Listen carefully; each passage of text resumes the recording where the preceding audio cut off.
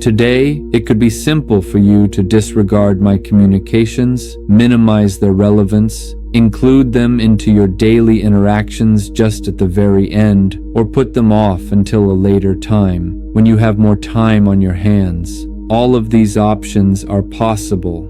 There is a possibility that you are not aware of the fact that individuals suffer weariness, or it is also possible that you do not choose to come to terms with this truth at this time. Additionally, there is a possibility that they will get fatigued. Once a person has achieved their limit, there is no turning back. There is no further progress. The fact that the person you love is falling in love with you right now will not make a difference, regardless of whether they are ignoring you on a regular basis or postponing the manifestation of their feelings for you. If that is the case, then all of the hard work that you have put in will be for nothing. For this reason, and I am not requesting that you make me appear more prominent, but I would really appreciate it if you could comprehend that I have chosen you here, despite the difficulties that we have experienced in the past. And I would really appreciate it if you could emphasize the word yet, because I am not certain that I will be able to say the same thing tomorrow. I am sorry for any inconvenience this may cause you. The fact that there was a time when we were unbeatable and had the power to seize control of the whole globe is the primary reason for this. It was not that spot that held the key to our future. Rather, it was really you who did. It was possible for the two of us to sit and listen to each other for hours on end because we were so invested in our feelings.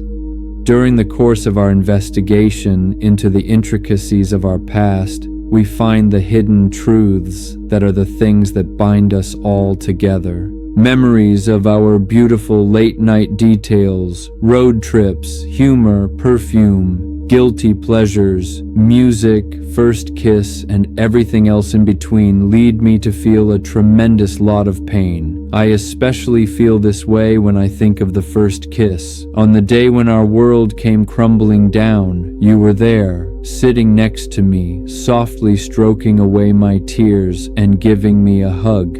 You were there. I feel as if I am in a waiting room, on the verge of obtaining the final judgment of a narrative that is dying, since I genuinely do not fathom the moment at when we veered away from being authentic. This serves as a reminder that our story was once flourishing, and it makes me feel as if I am in a waiting room. It is difficult for me to identify the precise moment when we split ways and you went your own way.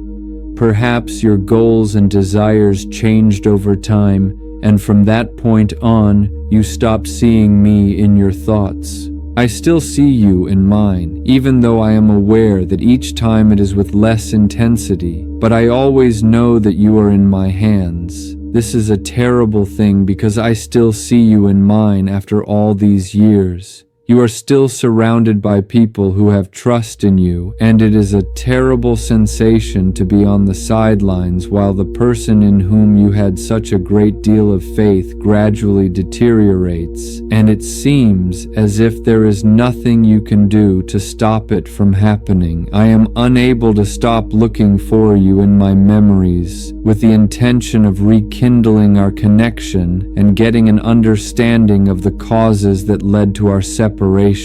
I am unable to stop searching for you. With that being said, I have not been successful in locating you, and as a result, I have arrived at the conclusion that it is really me. During this time, I am only attempting to shield this flame from the adverse effects of the wind. Even though I have put my trust in God to decide what our future holds, I am nevertheless anxious about the chance of missing out on seeing you tomorrow, since we may have. There is a feeling that time is running out, and despite the fact that I have placed my confidence in God to make that decision, I am. My dread stopped me from carrying out the action. To reiterate what I've mentioned before, everyone will always have their own personal limits. I get the sensation that I am extremely near to accomplishing what I set out to achieve at times. Someone once made the comment that love must be deliberately fostered on a daily basis, even on days when every sense of color, aroma, and desire is lacking. This is something that must be done, and here I am now in this world that is devoid of color and sensory excitement, gradually starting to lose the desire to love you, and here I am.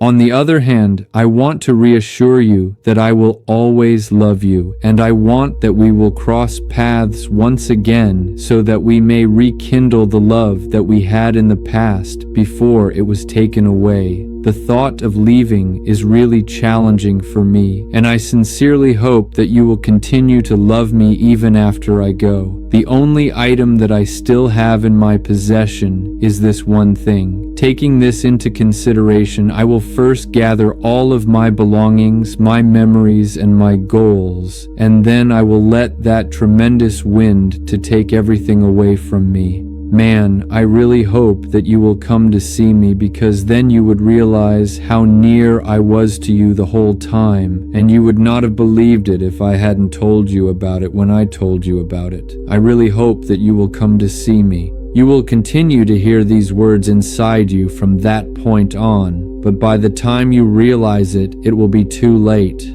By that time, you will have lost both Sergio Melchor and myself, and you will be going on a trip through life. Oh, and you will also be starting a voyage through life. There will be no turning back. Before you go, take a moment. Thank yourself for being here, for listening, for showing up today. You don't have to have everything figured out. Just keep taking small steps. I'll see you in the next story.